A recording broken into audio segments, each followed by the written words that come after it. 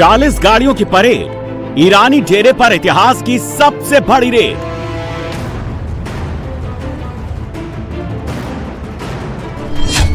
सट्टा किंग आजाद खान, बुलडोजर से ध्वस्त साम्राज्य।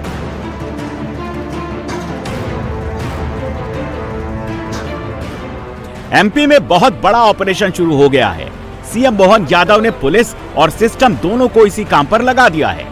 भोपाल के अपराधियों में हड़कंप मचा हुआ है।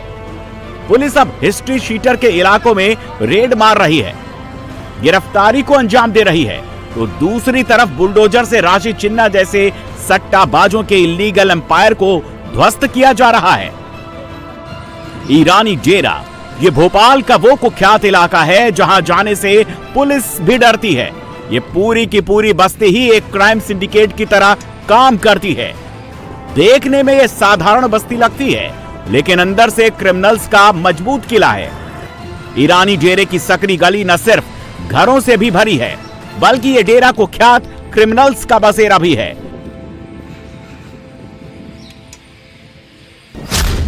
सालों से सक्सेसफुल रेड हो नहीं पाई है और वो खुलेआम घूम रहे हैं।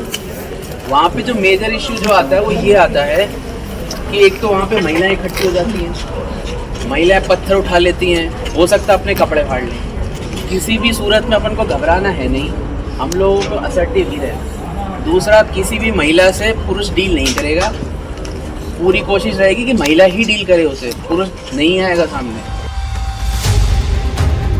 ईरानी डेरा क्रिमिनल्स का सबसे सेफ जोन है।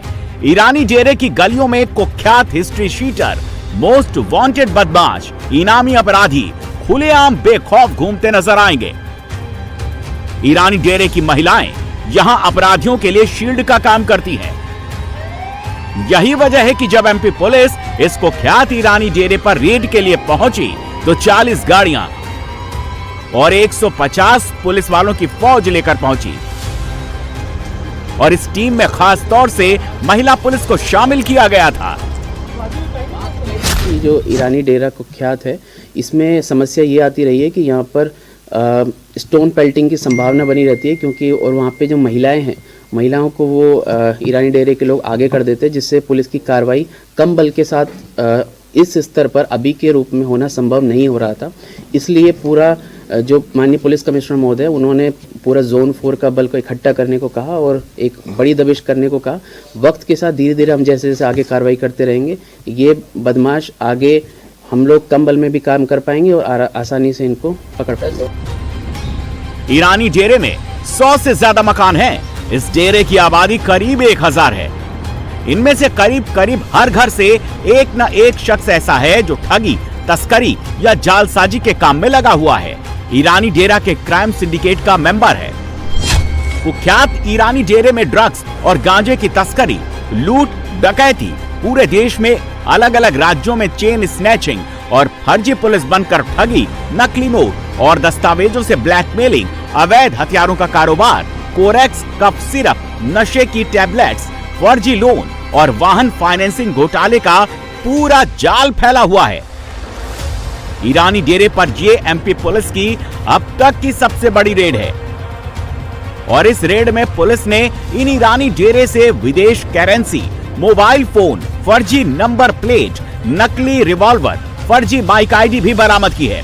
पुलिस को इन अपराधियों के पास से 51 मोबाइल फोन मिले हैं। कयास लगाए जा रहे हैं कि यह सारा माल लूट का हो सकता है।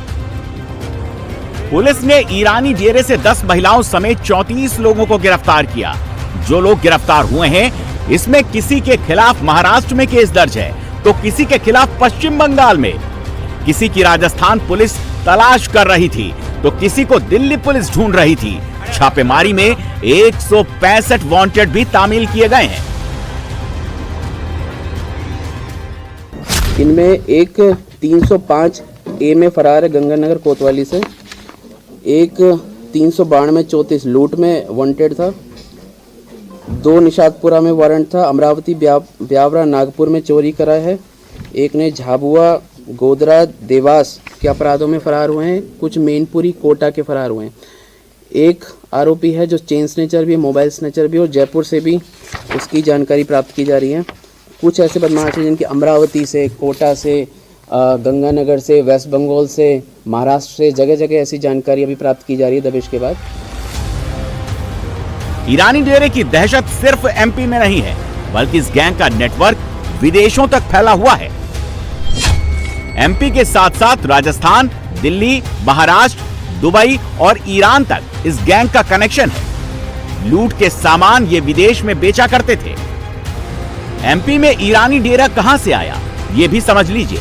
ईरानी डेरे के निवासियों के पूर्वज घुमंतू थे। ये लोग फारस से आए थे। पहले ये लोग घोड़े का व्यापार, पत्थर घिसने और धारदार हथियार बनाने के लिए जाने जाते थे। धीरे धीरे अपराध में इनकी संलिप्तता बढ़ती चली गई और इस डेरे का गॉडफादर कहें या फिर किंग, वो है आबिद अली उर्फ राजू ईरानी, जिसकी तलाश दिल्ली और एमपी समेत कई राज्यों की पुलिस कर रही थी।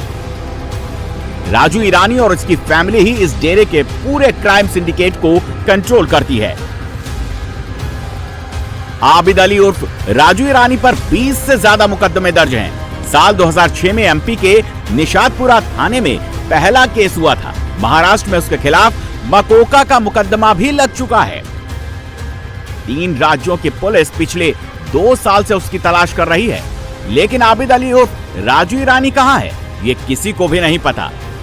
दावा किया जा रहा है कि फर्जी पासपोर्ट पर वो ईरान भाग चुका है और अब पुलिस ईरानी गैंग के क्राइम डेरे के एक एक क्रिमिनल का हिसाब कर रही है।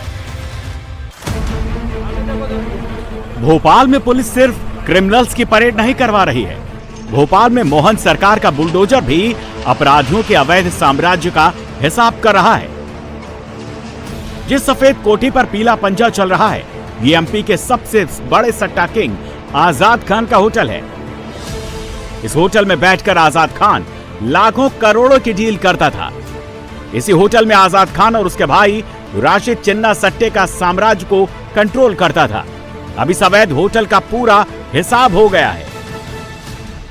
मध्य प्रदेश के सबसे बड़े सट्टा किंग कहे जाने वाले आजाद खान के 2 मंजिला इस होटल पर मध्य प्रदेश के मुख्यमंत्री मोहन यादव का पीला पंजा चलना शुरू हो चुका है और तस्वीरें उसी आजाद होटल की है जो गैर कानूनी तरीके से बिना नगर निगम की अनुमति के बनाया गया था। आजाद खान, उसके परिवार, उसका भाई राशिद खान, उसके द्वारा अर्जित संपत्ति को एक के बाद एक मोहन यादव सरकार का ये पीला पंजा ध्वस्त करता हुआ तस्वीरों में दोनों तरफ से आपको दिखाई दे रहा है। और ये पहली कार्रवाई नहीं है।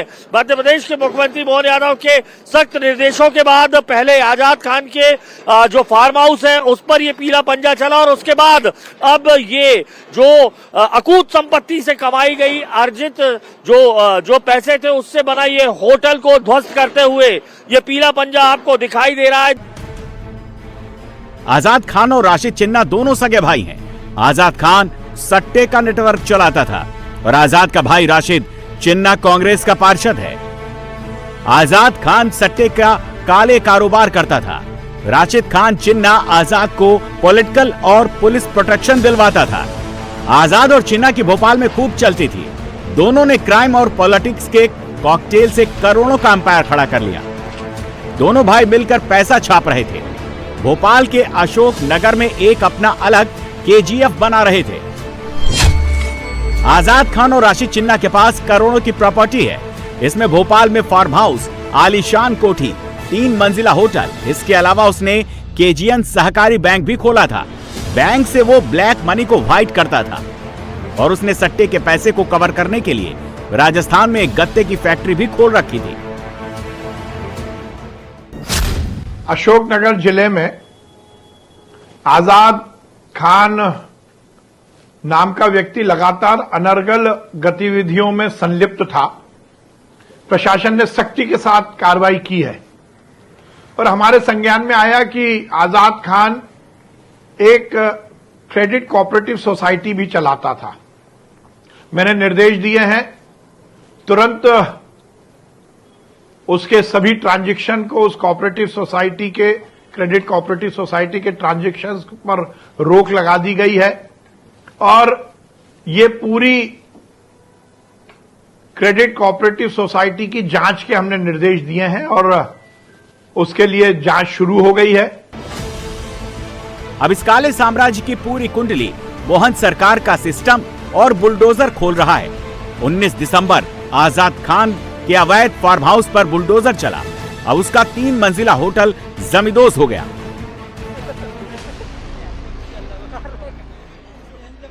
काफी बड़ी कार्रवाई है, अगर ये कहा जाए तो गलत नहीं होगा। मध्य प्रदेश के मुख्यमंत्री भी लगातार इस तरीके की बात करते थे। ये जो है क्या जो अनियमितताएं थी इसके चलते ये पूरा बिना नगर पालिका की विभिन्न अनुमतियां होती हैं, इनके द्वारा किसी प्रकार की कोई अनुमति नहीं ली गई थी और बेसमेंट का निर्माण भी किया गया था जो पूर्णतः अवैध और अनियमित था। इनको पर्याप्त नोटिस दिए गए हैं समय समय पर नगर पालिका के द्वारा और विधिवत अवैध अतिक्रमण हटाने की कार्रवाई की जा रही है। इससे पहले एक फार्म हाउस भी कर चुका था। बिल्कुल बिल्कुल। अच्छा, वो भी अवैध अनुमति? बिल्कुल, उसमें किसी प्रकार की पंचायत एक्ट के तहत अनुमति नहीं ली गई थी, ना डायवर्शन उन्होंने अनुमति ली थी और साथ ही साथ जो रोड निकली है PWD की, उस शासकीय रोड पर भी अतिक्रमण करके मकान बनाया। और भी ऐसी जगह है, क्योंकि ये कहा जा रहा है काफी बड़ा कारोबार था इनका, तो और भी जगह चिन्हित किए हैं क्या अभी जो प्रशासन ने, जिस पर आगे कार्रवाई हो सकती है या जांच जारी है आगे? अभी जांच जारी है। आजाद खान बहुत शातिर इंसान है। उसके पास करोड़ों की दौलत थी।